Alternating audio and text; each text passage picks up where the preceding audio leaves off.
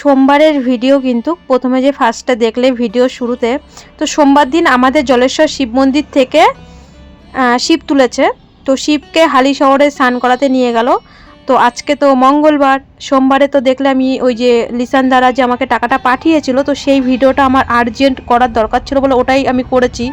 তো সোমবারে আমি কোনো রকম সেরকম এর জন্যই ভিডিও পোস্ট করিনি। তো শিব তুলেছে আমাদের জলেশ্বর শিব মন্দিরের থেকে। এত ভিড় হয়, আমার বাড়ির থেকে জলেশ্বর শিব মন্দির কিন্তু 2-3 মিনিট। আমি কিন্তু বিয়ের বছর, মানে বিয়ে যেই বছর নতুন হয় সেই বছরে শিব তোলা দেখতে গেছিলাম। এই চৈত্র মাসের জানো না, ওই দিনকে মানে এত গরম হয়, মানে পরে শিব তোলার দিনকে ভিড়ে, আর জানো না মানে এত লোক হয় আমাদের এই গাইঘাটা অঞ্চলের চারিপাশে যত আমাদের গ্রাম আছে সব লোক ওই শিব তোলার দিনকে এত লোক হয়। আমি ভয়তেও যাই না এই গরমের ভয়তে, আর এখন তো মানুকে নিয়ে যাবই না। তো শিব এই যে স্নান করাতে নিয়ে গেল সোমবার বিকালবেলা, মঙ্গলবার থাকবে ওখান থেকে, ওরা আবার বুধবার দিন রিটার্ন আসে। তো এই শিব কিন্তু যে আমাদের এই গ্রামে না নিমন্ত্রণ করে না, জানি না কেন। তো প্রত্যেকটা গ্রামে গ্রামে যাবে এই শিবকে কোলে। আমিও নিয়েছি একবার, আমার জায়েরা সব আমরা যখন নীলের উপাস করেছিলাম। এই শিবকে কোলে নিতে গেলে নাকি ভাগ্য লাগে, সবার কোলে ওঠে না এরকম বলে। তো যাই হোক, যেটা শুনেছি জায়েদের মুখে, বড়দের মুখে। তো মানু পড়তে যাবে আজকে মঙ্গলবার। দেখো সকালবেলা একটু মিষ্টি কুমড়ো পাতা, শাক পাতা লতা দিয়ে, একটু চাল ডাল দিয়ে, সিদ্ধ ভাত ঘি দিয়ে মাখিয়ে, আর একটু ডিম ভেজেছিলাম। তো এখন বাজে 8টা। রানী এসছে, ওরা পড়তে যাবে। তো রানীর মা মাঠে আর কি কাজে গেছে, ওই দেখো কোলে নেয়, খালি আমাকে কোলে নেয়। আমার আর ভালো লাগে না। তো রানীকেও কটা ভাত দিলাম, আমি প্রেসারে ভাত করেছিলাম, বাবাকেও দিয়ে আসলাম।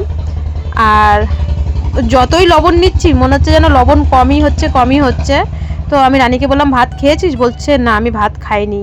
তাই আমি বললাম ঠিক আছে তাহলে তুই আমাদের বাড়ি খেয়ে যা। তা আমাদের 3 জনের জন্যই বেড়েছিলাম, আমার ভাতগুলো আমি রানীকে দিয়ে দিয়েছি। একটা বাচ্চা না খেয়ে সকালবেলা পড়তে যাবে, তাই না? তো মানুকে এই যে খাইয়ে দিচ্ছি। মানুর কিন্তু এখন রোজ গাইঘাটাতে পড়া, এগুলো এক্সট্রা ক্লাস করাচ্ছে। 9:30 থেকে পড়া, জানো কটার সময় এসছে? সেই দুপুর 2টোর সময় এসছে। অঙ্ক বলছে মা যেন আজকে 3 ঘন্টা অঙ্ক করিয়েছে। স্যার হোয়াটসঅ্যাপে গ্রুপে বলছে, আমি হেসে মরে যাচ্ছি। আমি বলি তোদের স্যার তো ভীষণ লগর করে। বলছে আমি তোদের শিখিয়ে দিলেও না, যতই তোদের অঙ্ক করাই, তোরা পরীক্ষার সময় একটা কেউ পারবি না। ভীষণ মজা করে ওদের সায়েন্সের মাস্টারমশাই, এমন মানে হোয়াটসঅ্যাপে গ্রুপে বাচ্চাদের আর কি মানে বলে না, খোঁচা মেরে কথা বলে, পড়াশোনা না করলে যেটা আর কি হয়। তো আমি হাসি। আবার আমি যখন মাঝে মধ্যে ওদেরকে আনতে যাই, আমি তো অনেক আগে পৌঁছিয়ে যাই। তো তখন আর কি শুনি মাস্টারমশাই কি বলে ছেলেপেলেকে, যে এই পড়াশোনা কর।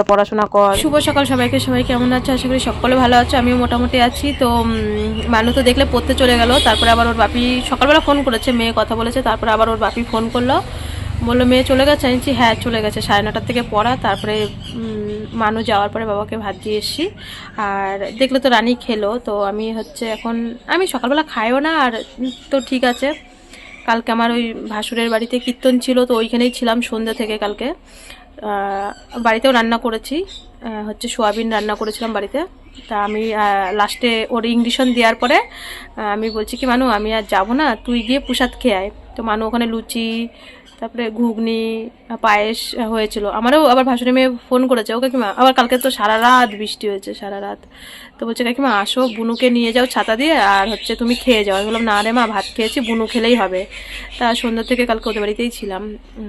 আমি ওই 9টার সময় ইংলিশন দেওয়ার পরে আমি আর যাইনি। তারপরে মানুকে গিয়ে আবার নিয়ে এসছি আর কি প্রসাদ খাওয়ার পরে ছাতা দিয়ে। ওই যেই বাড়িতে গোবর আনতে যাই, আমাদের সমিতি বসি, সব সমিতি দিদিদের বাড়িই বসা হয়। তো আমি এখন একটু মুড়ি আনলাম দোকান থেকে।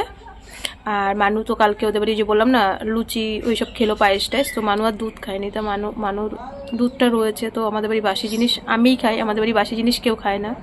তো ওইটা দিয়ে একটু চা করে, এই যে চা বানিয়ে নিয়ে এসেছি। সকালবেলার থেকে চাও খাইনি আজকে।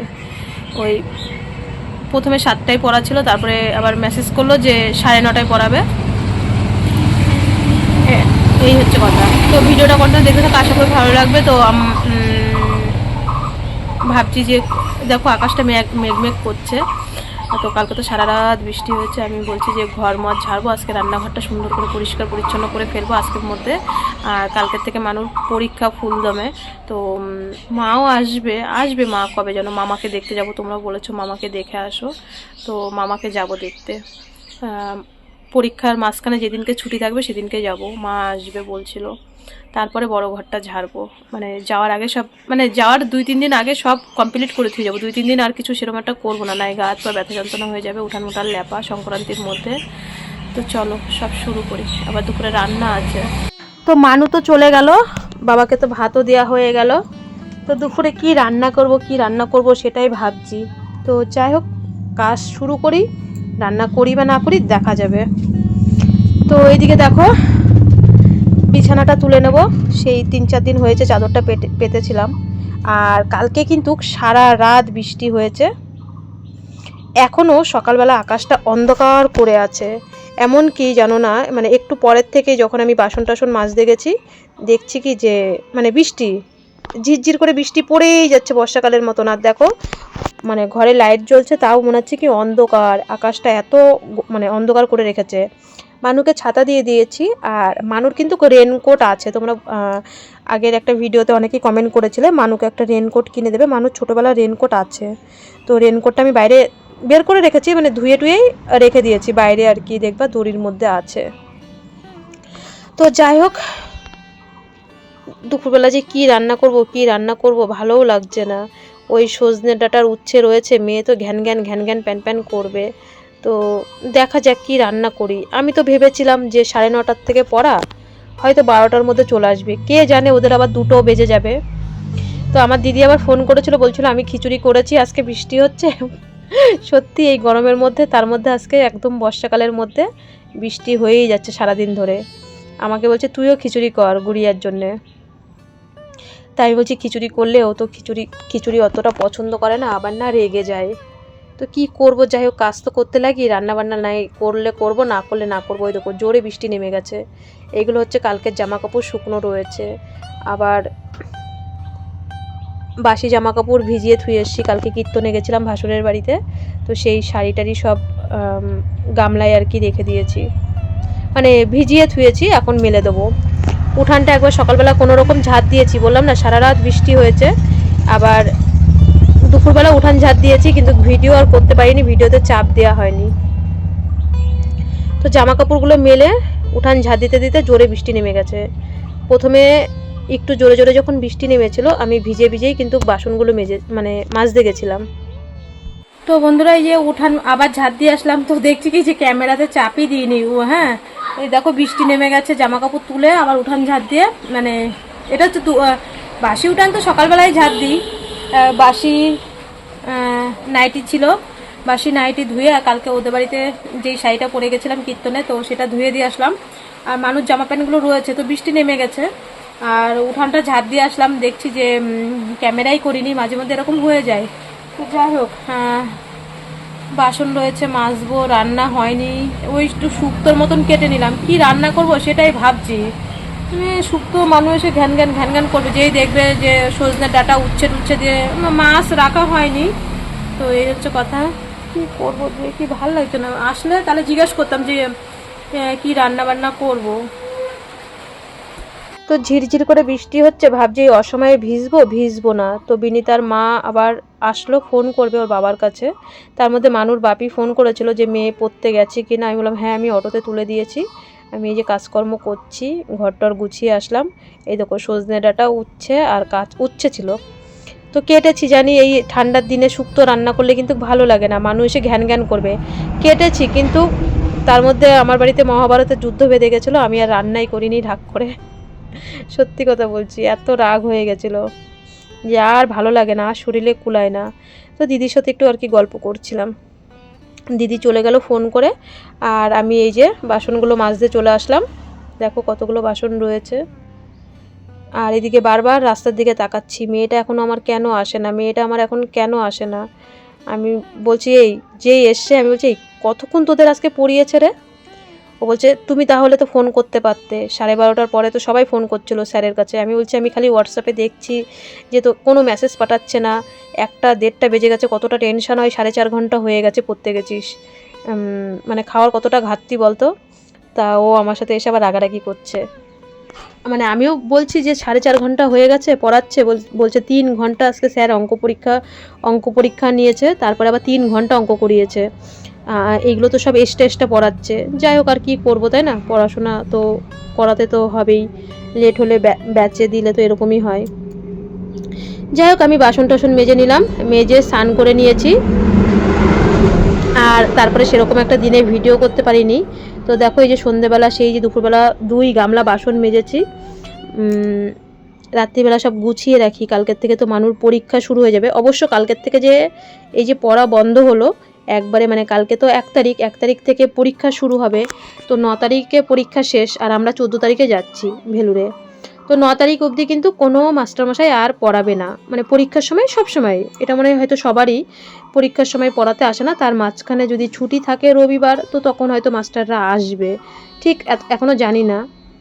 যাই হোক কালকের থেকে আর পড়া নেই।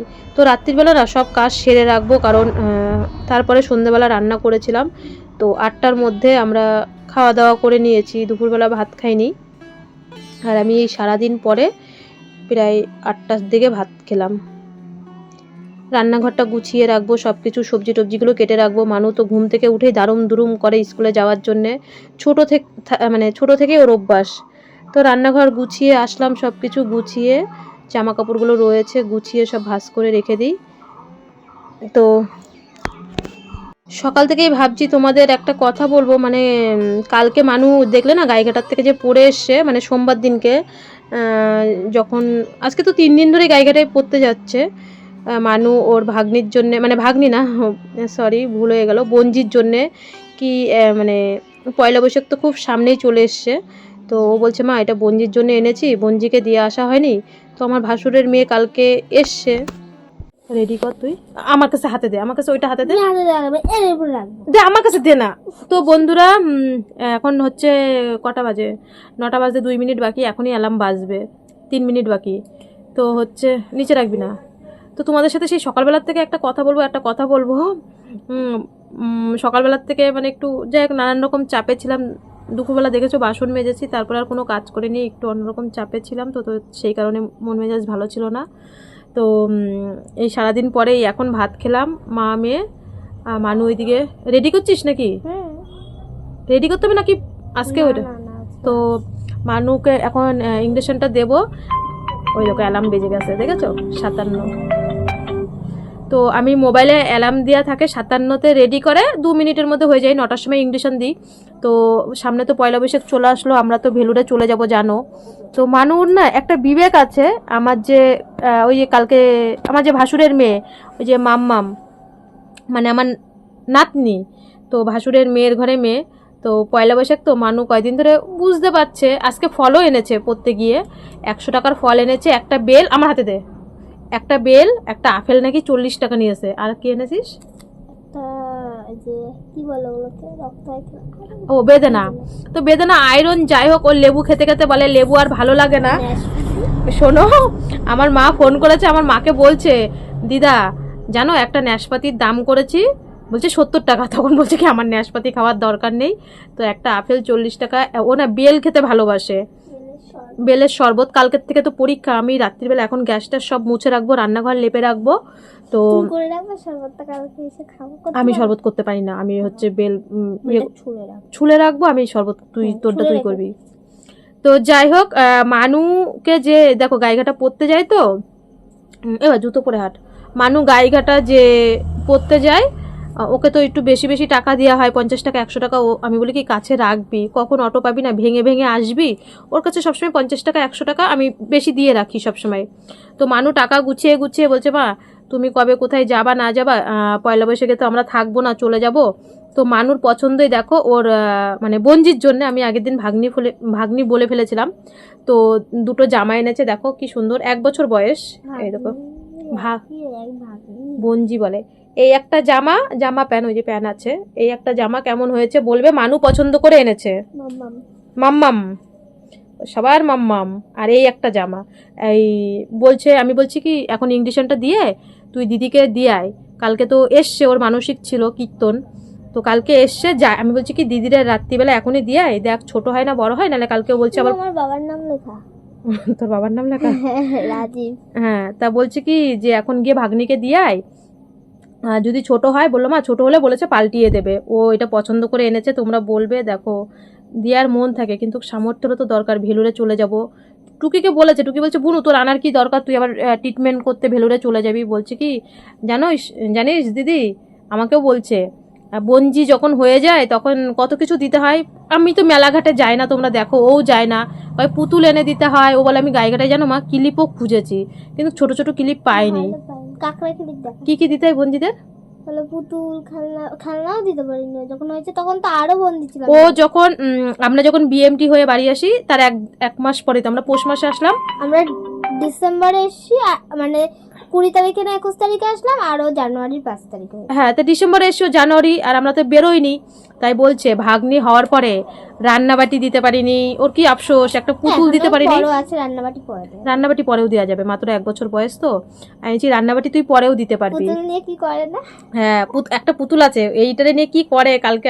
আমি যখনই যাই, আমি ভিডিও করি না কারোর বাড়িতে গেলে, আমার যেটুকু আছে আমি সেটুকুই ভিডিও শেয়ার করি, কারণ সবাই ভাববে ভিডিও করে আসলে, এর জন্য আমি ভিডিও করি না।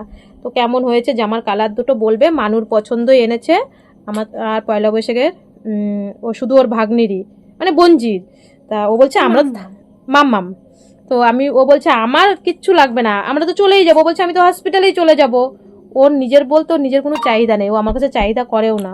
আয় আয় তাড়াতাড়ি, 9টা বেজে গেছে, তারপরে গিয়ে দিয়ে আয়, তাড়াতাড়ি। এইভাবে উঠবো? ওই দিক দিয়ে উঠায়, আবার ওই দিক দিয়ে উঠায়। কোন পায়ে জানো? কালকে বা পায়ে দিল। হ্যাঁ, কালকে বা পায়ে দিছি। না, কালকে ডান পায়ে দিয়েছি। হ্যাঁ, কালকে ডান পায়ে। আমি বলছি কালকে বা পায়ে। আমি বলছি কালকে ডান পায়ে। কালকে এখানে দিলাম না, আমি বললাম না দাগ দিয়ে রাখ। কালকে তো বাম পায়ে দিলাম, ডান পায়ে। কালকে রেডি করেছি না, রেডি করার দিন এই পায়ে দিতে হয়। আচ্ছা।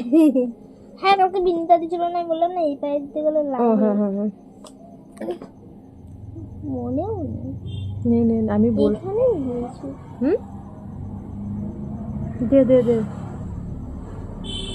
দে গর্ত হয়ে গেল না, আমি এটা এমন করে হ্যাঁ এখানে দিয়েছি। নে ভালো করে কর, কারণ কালকে রেডি করেছি। জোরে চাপ দেবো না, গর্ত হয়ে যায়। ঠিক আছে, জোরে চাপ দেবো না। এটা না কেমন ওষুধ গন্ধ বেরোয়। এই জায়গাটা, ওই দেখো একটা দাগ আছে, ভালো করে ধরে। ইঞ্জেকশন দিতে গেলেই ভয় লাগে, আর ভালো লাগে না। এই মাঝখানটা আলো বাজছে, এইখানটা এখানে দিচ্ছ কেন? কোথায়? এইখানটায় দাও। ছাড়, সেটা নেই তো।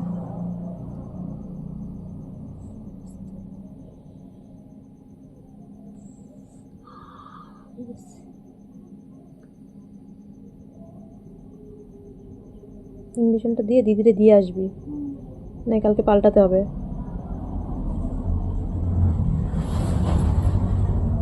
ঠিক আছে।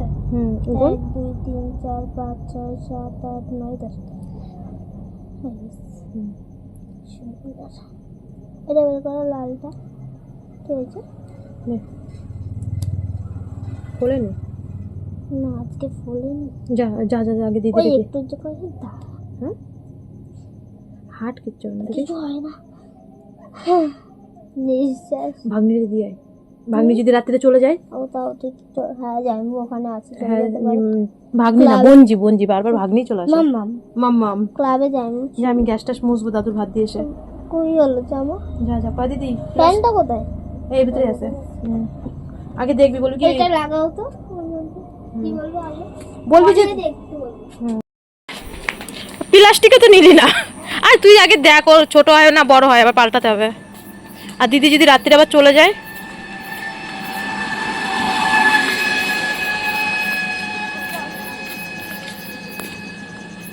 তো এদিকে রাত্রির বেলা সব কিছুই কমপ্লিট হয়ে গেছে, খাওয়া দাওয়া। মানু তো দেখলে ওদের মানে দিদির বাড়িতে গেল, জেঠুর বাড়িতে জামা প্যান্টটা দিতে। আমি এই দিক দিয়ে কালকে না এই লাউটা মুগ ডাল ছিটিয়ে ঘন্ট করব। আর দেখি কি রান্না করি, কালকে সকালবেলা তো স্কুলে যাবে, ঘুম থেকে উঠে তো কিছু রান্না করে দিতে হবে।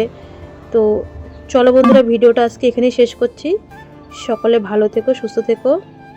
দেখা হচ্ছে ঠিক আগামীকাল বিকাল 5টায়। ততক্ষণ আমি যতক্ষণ পারবো তো ভিডিও অবশ্যই দেবো, কারণ পরীক্ষা তো, স্কুলেও আমার যেতে হবে। তো যতক্ষণ পারবো ততক্ষণ ভিডিওটা দেবো। ভিডিওটা কোথাও যদি একটুখানিও ভালো লাগে অবশ্যই একটা লাইক করে দিও। চ্যানেলে নতুন হলে অবশ্যই সাবস্ক্রাইব করে পাশে থেকো কিন্তু।